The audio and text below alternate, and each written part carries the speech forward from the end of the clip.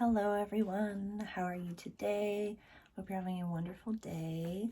As we're connecting, I'm so grateful for you. We are going to be talking about the third week of September. We made it. Blessed be. Virgo season is kicking my ass. How about you? Let me know, comment below. Let me know how you're feeling, as it's been intense for me. I have some ambiance music going on in the background, so that's what you're hearing, the nice like crackling of the fire. I didn't even expect that this little guy was going to get in the picture, so I'm super jazzed about that. So let's dive in. So we're talking about the 19th to the 25th. So we have two super awesome transits that are going to be happening during that time that I'm very, very excited about. On the 20th, we have a full moon at 28 degrees of Pisces. So find out where that falls in your chart. I always leave in the bottom here a link to download your own free birth chart and kind of see where that falls for you. It's going to look like this. I'm going to not set it on fire.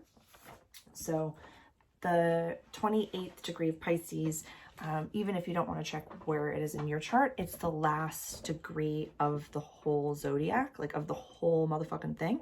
So whatever it is that you have going on that you just need to let the fuck go, you need to let it the fuck go. You need to let it the fuck go. Like completely. Like just dance naked under the full moon. Like be like the most emotional Pisces you can be.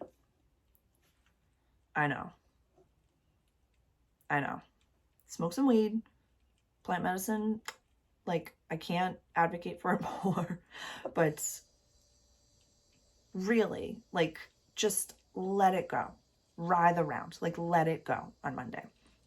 So that is really, really exciting for me, just so you can kind of see how specific these placements can get. When I say you can follow it in your own chart, this is why.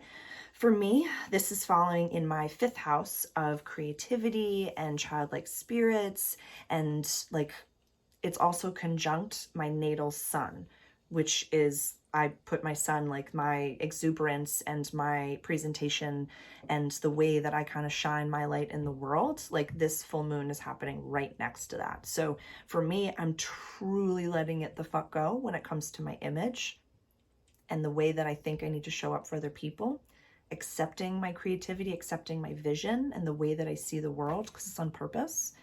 I know I can be fucking absolutely out there, like weird as fuck out there, completely out there. Like I am so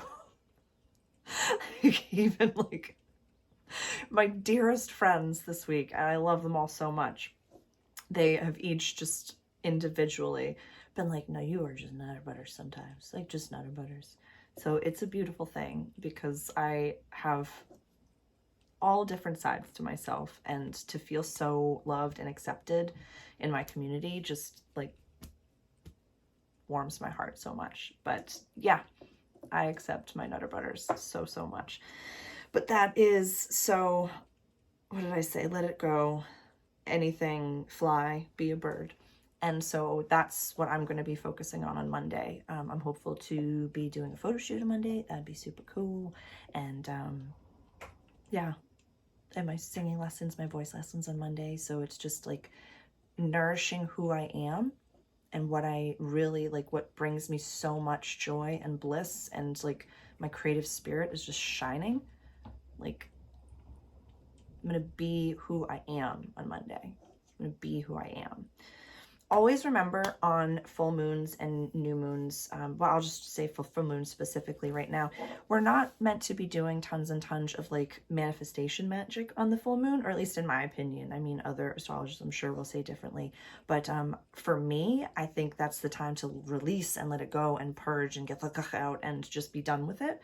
So if you have to be doing something like going to your 9-to-5 job or whatever it may be, and it's not your most ideal situation, definitely use that time to kind of daydream.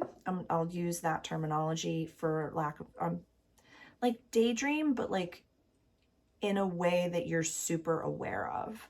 Like, be a part of conversations. Don't like disassociate and be like off in the distance like this and just like sitting and scrolling on your phone. Don't do that shit.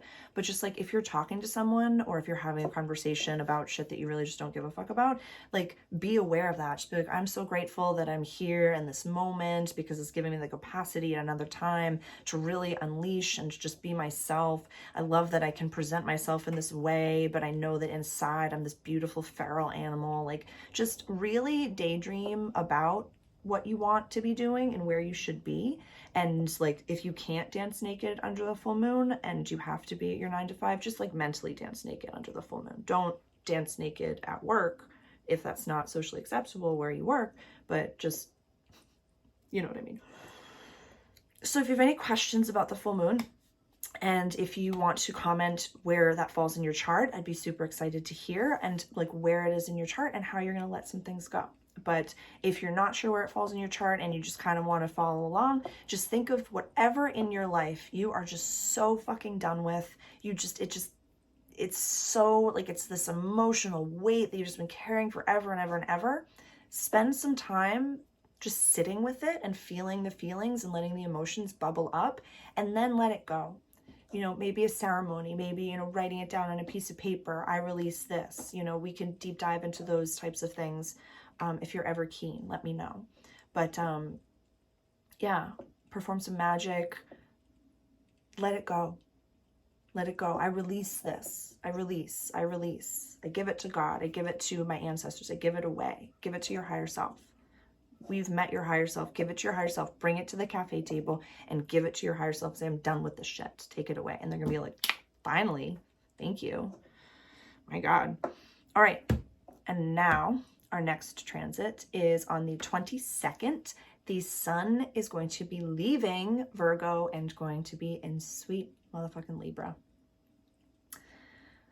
This is a really nice feeling for me. I'm excited about this transit.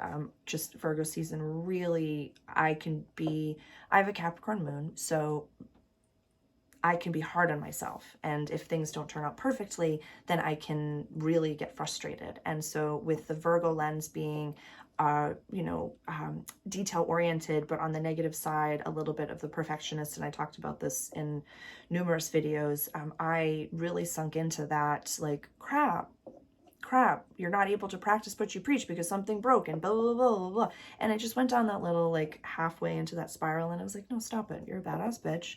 And this is happening to you. I surrendered to it. So it's exciting that the sun and the way things are highlighted are going to be moving into a more balanced, a more loving, a more yin, a Venus run sign, whereas Virgo is run by Mercury, very inquisitive, very knowledge based, very I want to figure this out, going into Venus, a sign of, yin, and how do I want to attract things, and how do I want to be, sacred feminine, and, it can be a very financially abundant sign. Like, if Libras are so fucking gorgeous. They're like the kings and queens of this planet. They're so beautiful. They're so, so, so beautiful. Like, and it's just delightful to watch. And you should just please compliment a Libra friend of yours and just tell them just like their energy, not their physical self, like their energy and being is so beautiful. It really is. So the way that we see things is going to be very balanced. Well, how do I say? I mentioned this in the last video, whereas the scales, it's not like they ever find this perfect moment and then everything just stops and that you're just like, oh, there it is. That's the answer. So for Libras, they can see things on one side of it, the coin, they can see things on the other side of the coin, and then they can acknowledge that the coin just is. And so, the term on the negative side of things could be indecisive. It's not really so much indecisiveness. It's not indecisive. It's not devil's advocate. It's really just having like an eagle's perch view over things and being able to see things equally on both sides, and then not really understanding inherently, like, it's not that they're not making decisions. They're just like, why does decisions need to be made? Like, why can't it just be? The coin just is. Why can't I just be? Where it's like, no, you're at a red light and just turn green. You gotta turn left or right. It's like, so kind of do a little bit of I like to, you know, sometimes just like set a timer, and, you know, if you want to just like deep dive into a daydream or just journal for 10 minutes and just let your brain kind of go. Like, what does the sign of Libra mean to me? What am I excited about with Libra season? You know, we're going into autumn. If you're in the northern hemisphere, you're going into springtime. If you're in the southern hemisphere, so it's a cool time of transition. It's really lovely. Like, I feel so grateful and blessed to live in the North Shore of Massachusetts, where fucking, like, I'm a witch in the North Shore of Massachusetts. I'm so excited. This is like my time. It's great. It's great. I have so many, oh, and I just love my alone time, but going into the season, like, I'm blessed to have the friends that I do that accept me just as I am. So I'm excited to just at the end of Libra season and going into Scorpio season, just being a little bit more social. So I'm super jazzed about that. But so maybe just some journaling on what the Libra energy means to you. We can definitely, you know, when we transition from sign to sign, I really take some time and ask myself, like, what did Virgo season teach? Kind of like what we do at the beginning and the end of the month, but we can do it for seasons. And this is just whatever works for you when it comes to self-development. Everybody loves a good fresh start. Every Monday could be a fresh start. Every breath could be a fresh start. So whatever way that you self-assess that works for you is what works for you. Sometimes it's month to month, sometimes it's sign to sign, sometimes, you know, it could be anything. Sometimes it's, you know, we do new moon to new moon, full moon to, like, it's so many different ways that you can kind of bracket the way that things are going, but just let that all be okie dokie. Like, whatever way, just like going into Libra season, like, who fucking cares how many lists that you discovered that you like to have in Virgo season? Just keep making the lists, just keep doing it.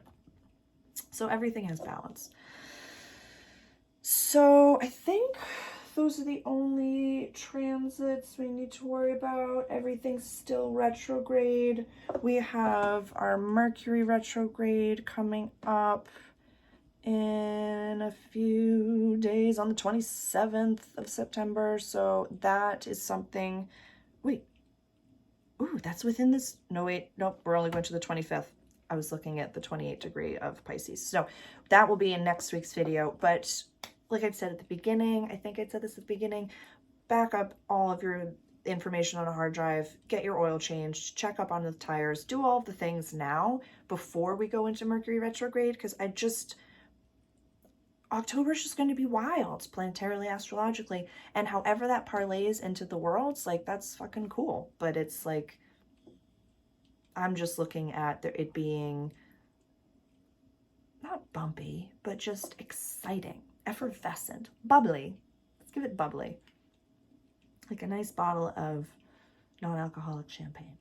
Yeah. All right. That's it for me for today, or for this video. I'll keep attempting to record others for you. And as always, if you have any questions or if you need anything at all, please reach out directly. I'm always happy to be helpful, and I'm always here for you. See you soon.